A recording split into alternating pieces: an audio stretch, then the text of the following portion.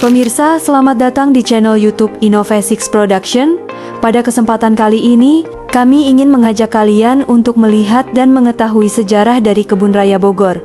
Penasaran keseruan kami seperti apa? Tetap saksikan dan jangan dilewatkan videonya.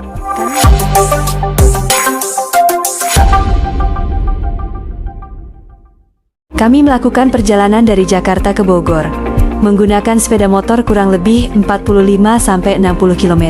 Selain sepeda motor, transportasi lain seperti kereta komuter lain, KRL jurusan Jakarta-Bogor, mobil pribadi melalui tol Jagorawi, bus antar kota menuju Terminal Bogor, serta travel atau shuttle dari beberapa titik di Jakarta menuju Kota Bogor. Tiket masuk Kebun Raya Bogor pada 2025 untuk wisatawan domestik adalah 15.500 saat hari biasa weekday dan 25.500 saat akhir pekan atau libur nasional dengan biaya tambahan untuk kendaraan motor atau mobil. Sedangkan untuk wisatawan mancanegara harganya berbeda sekitar Rp25.500 atau lebih tergantung kebijakan terbaru. Tiket bisa dibeli langsung di loket atau online via situs resminya kebunraya.id. Sementara untuk jam operasional Kebun Raya Bogor, yaitu hari Senin sampai Jumat pada pukul 8 pagi sampai pukul 4 sore waktu Indonesia Barat. Kemudian untuk hari Sabtu, Minggu, dan hari libur nasional, yaitu pada pukul 7 pagi sampai pukul 4 sore waktu Indonesia Barat. Kebun Raya Bogor memiliki sejarah panjang yang bermula pada masa pemerintahan kolonial Belanda. Kebun ini resmi didirikan pada tanggal 18 Mei 1817 oleh Profesor Caspar Georg Karl Reinwerd, seorang ahli botani asal Jerman yang bekerja untuk pemerintah Hindia Belanda. Pada awalnya, Kebun Raya Bogor dibangun sebagai kebun percobaan dan penelitian tanaman tropis yang berasal dari berbagai daerah di Nusantara maupun dari luar negeri. Sebelum menjadi Kebun Raya Bogor, kawasan ini merupakan bagian dari halaman Istana Bogor yang dibangun pada abad ke-18 sebagai tempat peristirahatan Gubernur Jenderal Hindia Belanda. Lokasinya yang sejuk dan strategis menjadikan area ini ideal untuk pengembangan kebun botani. Seiring berjalannya waktu, kebun ini terus berkembang dan dikoleksi dengan berbagai jenis tanaman, terutama tanaman yang memiliki nilai ekonomi, obat-obatan, dan ilmiah. Pada masa selanjutnya, Kebun Raya Bogor menjadi pusat penting bagi penelitian botani di Asia Tenggara. Banyak ilmuwan dan peneliti dari berbagai negara datang untuk melakukan studi di tempat ini. Dari sinilah lahir berbagai pengetahuan tentang tanaman tropis, termasuk pengembangan tanaman perkebunan, seperti kopi, teh, karet, dan kina yang kemudian berperan besar dalam perekonomian Hindia Belanda. Setelah Indonesia merdeka, pengelolaan Kebun Raya Bogor berada di bawah Lembaga Penelitian Nasional dan hingga kini dikelola oleh Badan Riset dan Inovasi Nasional atau BRIN. Fungsinya pun semakin luas, tidak hanya sebagai pusat penelitian dan konservasi tanaman, tetapi juga sebagai sarana edukasi dan wisata alam bagi masyarakat. Dengan usia lebih dari 2 abad, Kebun Raya Bogor menjadi salah satu kebun botani tertua di dunia yang masih aktif dan memiliki peran penting dalam pelestarian keanekaragaman hayati Indonesia. Namun di sini, kami hanya mendatangi 3 spot saja yang ada di Kebun Raya Bogor, yaitu Monumen Reinwerd, Taman Sujana Kasan, dan Gria Anggrek. Kita akan kupas apa saja dari 3 spot tersebut. Penasaran seperti apa keseruannya? Langsung saja kita mulai. Halo guys, welcome to Innovasix Production. Jalan-jalan ke Kebun Raya Bogor. Jadi hari ini kita lagi ada di Kota Bogor nih, salah satunya tempat wisata Kebun Raya Bogor. Kebun Raya Bogor ini adalah tempat wisata yang wajib banget kalian datengin pas kalian lagi liburan ke Kota Bogor, tahu? Bener banget nih. Jadi selain ada keindahannya, di sini juga ada sejarah-sejarahnya. Siapa nih yang gabut di rumah? Yuk ikutin kita jalan-jalan sekaligus kulik di Kebun Raya Bogor. Ayo.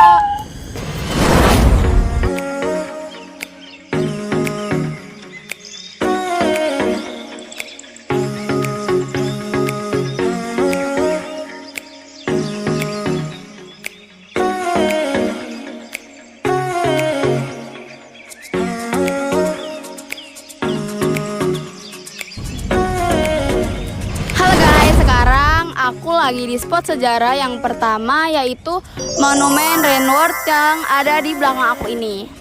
Dalam spot sejarah ini ternyata ada sebuah tugu menyimpan sejarah yang mengenang pendiri Kebun Raya Bogor, yaitu Bapak Profesor Caspar Georg Karl Rainworth.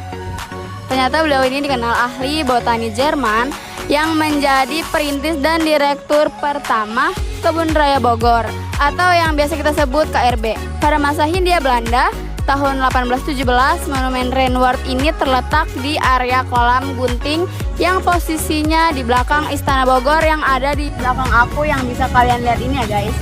Dan diresmikan pada 16 Mei 2006 oleh Kedutaan Jerman dan LIPI atau Lembaga Ilmu Pengetahuan Indonesia. Dan Monumen Rainworth ini dikenal juga menjadi simbol kerjasama riset botani Indonesia bersama Jerman. Dan kalian boleh banget ini lihat di belakang aku ini ada Istana Bogor yang pada zamannya itu Pak Presiden Jokowi itu beliau sempat tinggal lama di sini.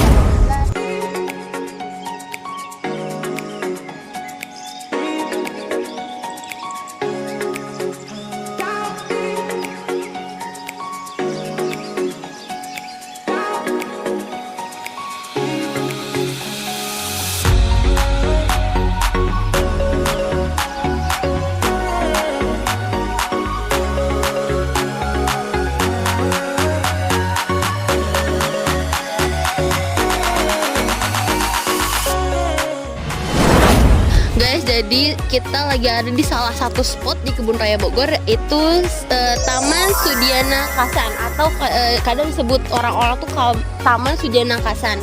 Jadi taman ini dibangun pada tanggal 18 Mei 1988 sebagai bentuk penghargaan terhadap Sudiana Kasan, salah seorang kreator Bogor dan juga direktur pertama Kebun Raya Bogor.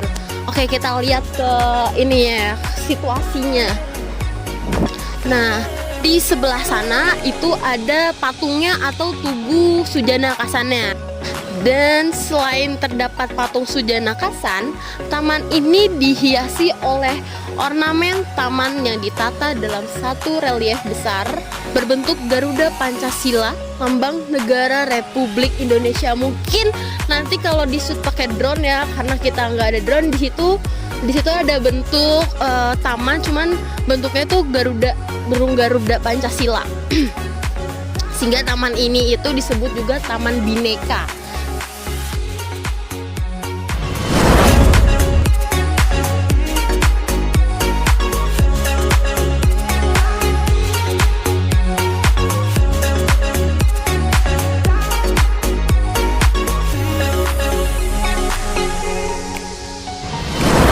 Halo guys, jadi di sini tuh ada salah satu spot cantik yang wajib kalian kunjungi, yaitu ada Geria Anggrek.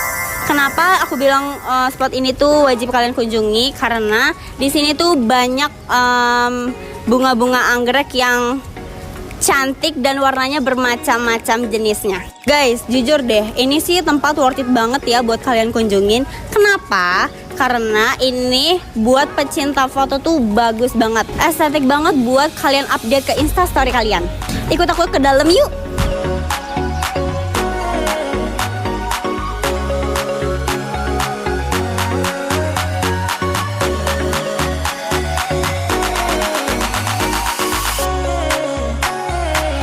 Guys, jadi aku udah di dalam Taman Geria Anggreknya. Ikut aku yuk.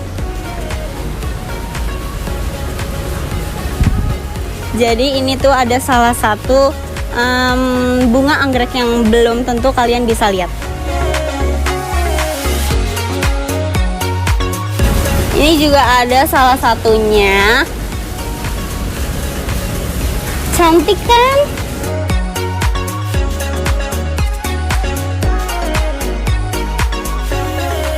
Ini tuh namanya jenis bunga anggrek Cattleya.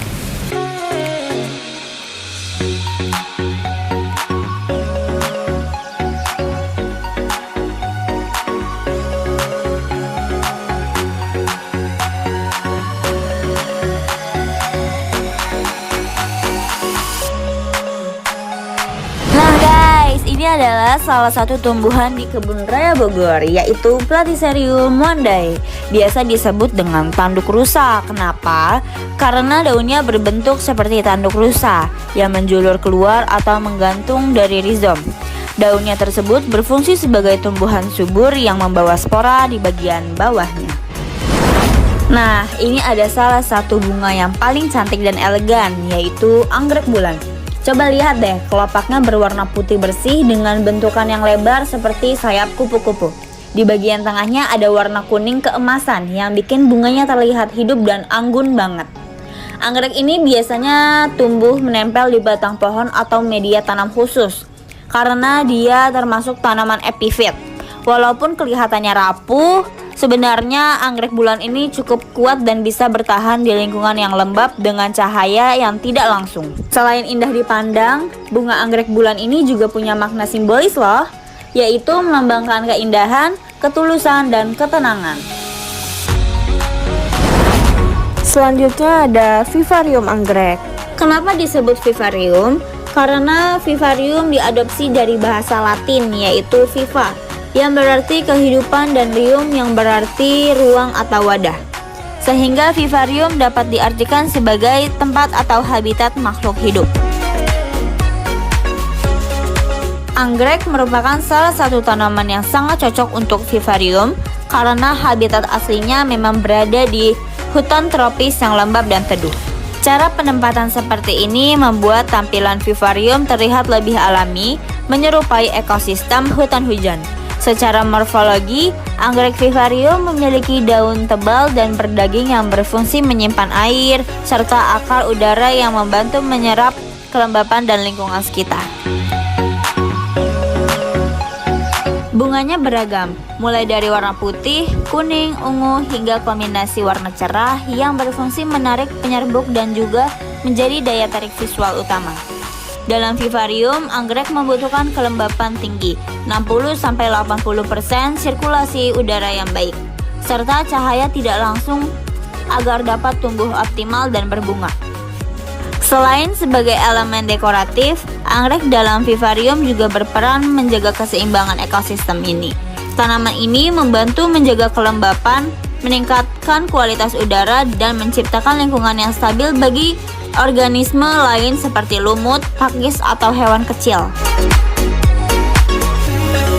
Dengan perawatan yang tepat, penyiraman yang teratur, dan pemupukan ringan, anggrek vivarium dapat tumbuh sehat dan menjadi pusat perhatian dalam tampilan vivarium tropis.